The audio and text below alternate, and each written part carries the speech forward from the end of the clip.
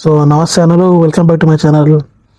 So సీరియస్గా మన SRH ఆడిందో మొత్తం ఢిల్లీకి సుక్కలు చూపించింది. మన అభిషేక్ శర్మ అయితే గట్టిగా అంటే గట్టి ఫామ్లోకి వచ్చిండు.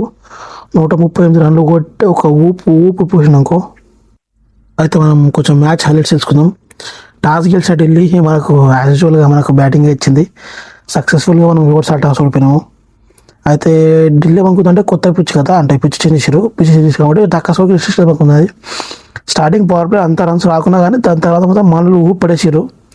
మన అభిషేక్ కాకైతే గట్టిగా ఆడిండు. దాని తర్వాత వచ్చిన మన క్లాస్ అయితే ఇంకా ఒక్కొక్క రేంజ్లో ఆడిపడేసిండు.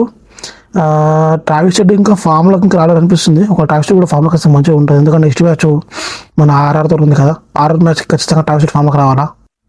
స్కోర్ విషయంకి వస్తే మన అభిషేక్ అయితే అంత తెలిసింది, సెంచరీ వేసిండు, 138 కొట్టిండు.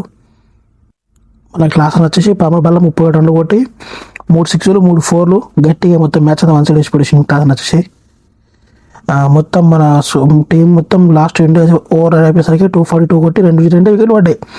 ట్రావెల్స్ ఉంటుంది ఇషాన్ కిషన్, అది బై మిస్టేక్ అవుట్ అయిపోయింది ఇషాన్ కిషన్ కూడా.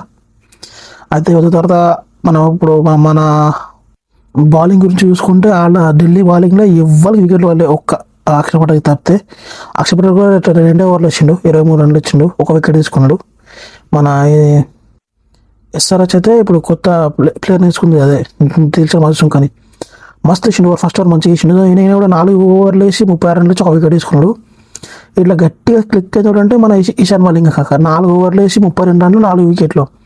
అదైతే ఇంకా ఇది లాస్ట్ ఓవర్ ఇంకా హైలైట్ హర్ష దూబే లాస్ట్ ఓవర్లో 3 వికెట్లు వేసి మొత్తం మ్యాచ్ మొత్తం 2 వికెట్లు చేంజ్ పడేసిండు. ఇప్పుడు బౌలింగ్ వీక్ ఉందన్న టీము ఎట్లా గట్టి ఊపుతున్నది. ఇదే ఫామ్ ఆడిందంటే ఖచ్చితంగా కప్పు కొడుతుంది ఎస్ఆర్హెచ్. మరి మీకేమనిపిస్తుంది కామెంట్ చేసి వీడియో లైక్ చేయండి.